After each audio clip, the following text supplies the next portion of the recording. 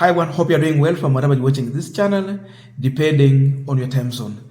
Now, William Ruto has threatened the judiciary, the third arm of government after the executive and the National Assembly. It is either my way or the highway. Now, Ruto is making his threats good after we saw other people joining William Ruto on the same from the UDA side. We have seen some members of parliament, those from especially Rift Valley region, coming out to support what he has always talked about in terms of sabotage when the judiciary give court orders that is not in favor of his policies and what he wants to do. We know the issue of affordable housing. It has become a thorn in the flesh for William Ruto. And what has surprised Kenyans, it is what Gladys Shollei said in a church function somewhere in the presence of William Ruto, assuring him that they are going to deal with the judiciary.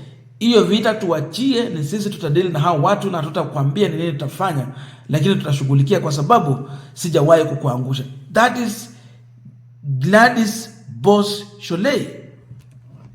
I want to quote her. We have had some setback relating to the judiciary. We are asking Ruto to leave that to us. We have agreed with a few senior counsel to work on it. We are his foot soldiers. It shall never happen again. I will not tell you what we will do with them, but we shall deal with their ignorance. I have never failed Ruto, and I will not fail him on this one. That is the Deputy Speaker in the National Assembly and the woman rep for Uasin Gishu County, home county where Ruto is coming from. Ningependa kuuliza makanisa yote kwamba muombee president wetu. Muombee Mungu ampe wisdom, ampe afya njema na ampe nguvu na kazi mwachie. Nyi muombee tu kwa sababu najua ile kazi ameshaweka katika Kenya. The foundation that you have laid for the economic transformation of this country, Your Excellency, is solid. We have no doubt that the building shall now begin. We know we have had some setbacks relating to the judiciary, but myself and a few senior counsel, we have agreed, leave it to us. We are your foot soldiers. From Monday, I shall begin to work on it. It will never happen again. I will not tell you what we will do with them, but we shall deal with the ignorance of the judiciary. I have never failed you, and I will not fail you on this one. So take heart that it shall be done and your policies shall pass. Asante sana na Mungu awabariki. Now we are continuing this panel discussion, but just a quick request for those who are watching and you have not yet subscribed, please consider subscribing. To our returning subscribers, Master, thank you so much. And again to all our viewers, please give this video a thumbs up. Thank you so much, and back to this discussion. Now, first of all, Gladys boss Shollei, she is a lawyer by profession. So it is disgusting to see any lawyer supporting an initiative that is meant to intimidate judges or disrupt the function of judiciary. It is so much disgusting. It is one of the lowest moments that a lawyer can go down or can choose to go. Gladys boss Shollei has chosen to go this low just because she wants to please her boss, William Ruto. We have seen a majority of lawyers standing with the judiciary, and they have even asked for massive protest across the country in defense and defiance of Ruto's threat to the judiciary. But this one here is supporting William Ruto. This is what should never happen. You look at her, she's talking about, we have agreed with a few senior counsels. The question is, why few but not the senior counsel bar as a whole? That means we have few who have agreed to go against the wish of Kenyans to support William Ruto's dangerous move to gag the judiciary capture. That's why it is not the majority of them, but few, as she mentioned in her speech. Tumekubaliana na wachache, senior council wachache, but not the majority. So the right way should be, we have agreed with the majority of the senior council bar that we are going to take this decision. If indeed the judiciary is rogue, the judiciary is taking bribe. Lakini anasema wamekubaliana na wachache. Kando na hii yote, she is saying that they are going to deal with the judiciary. But they will not tell William Ruto on how they are going to deal with the judiciary. That we will not tell you what we will do with them, but we are going to deal with their ignorance. Hatutakwambia nini tutafanya, lakini tutawashughulikia. This is a sounding warning that Gladys Shollei is giving to the judiciary the same way Ruto was sounding a warning to the very judiciary. It is a threat.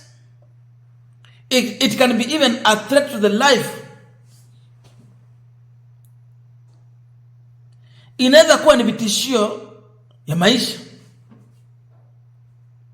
sababu hatujui ni nini atawafanyia. She has not told us what she is going to do, but she has promised us that she will deal with them. The question is, Gladys Shollei want to deal with the judiciary as who? In which capacity? Is it as Uasin Gishu woman rep? Is it as a William Ruto's ally? Is it as a deputy speaker of the National Assembly? Or in which capacity? That is the question. I'm saying so because we know Shollei is one of William Ruto, member of William Ruto's kitchen cabinet. Pale penye akina Oscar Sudi wa wanaka, akina Kipchumba Murkomen, akina Aaron Cheriot na wengineo. She is in that kitchen cabinet where things are decided. Penye unaona tu anaamua maneno alafu anaambia a CS sign on this appointment, sign on this policy.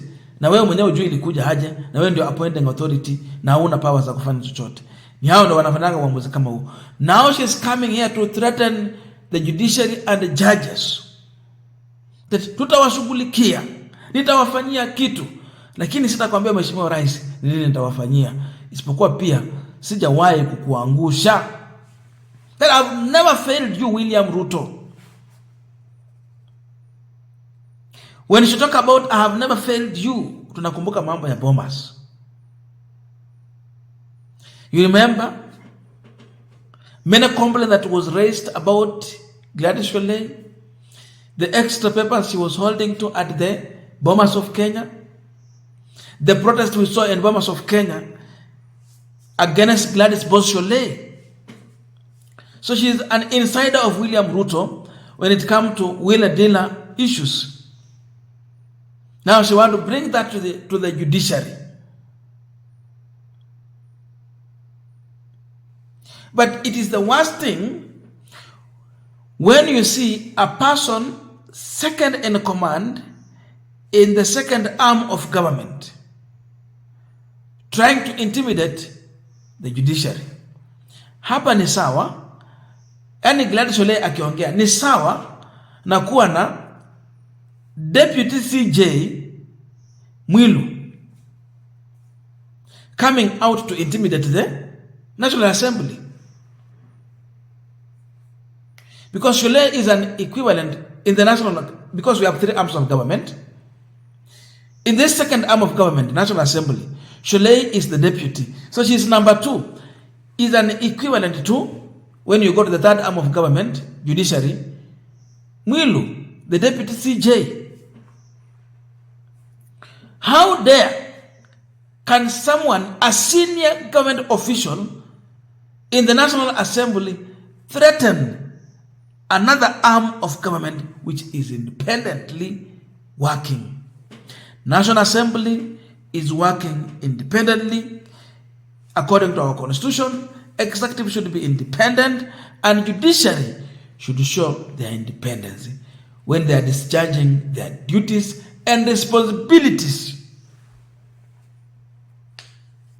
Lakini huyu ako na kiburi ya kuja kushurutisha judges that I will not tell you what I will do, but we are going to deal with them. Ni nini wanataka wafanyie? What do they want to do with our judges? Ni mpango gani huu ambao Shollei ako nao kuhusu majaji wetu? Is it ni mpango wa kishetani, satanic, ama ni nini? Hii shurutisho ni ya nini?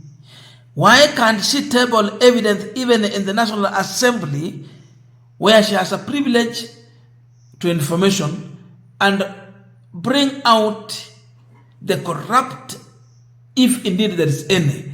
Ama, why can't she file a case in the court of law against these judges if indeed she has evidence against any of them? Because they don't have any evidence of the targeted judges, they will come to speak this in public. Bila wamekuja kufanya hivi. Mtu wa evidence atakuja kupiga kelele kama hii, anaenda kotini ama anatafuta mahali pengine pa kupeleka maneno kama hayo. Mpango wao mzima ni kuondoa majaji kwa ofisi na kuleta wale ambao wamependekeza na wanataka wachukue hizo nafasi za uongozi. That is a conclusion from majority of Kenyans.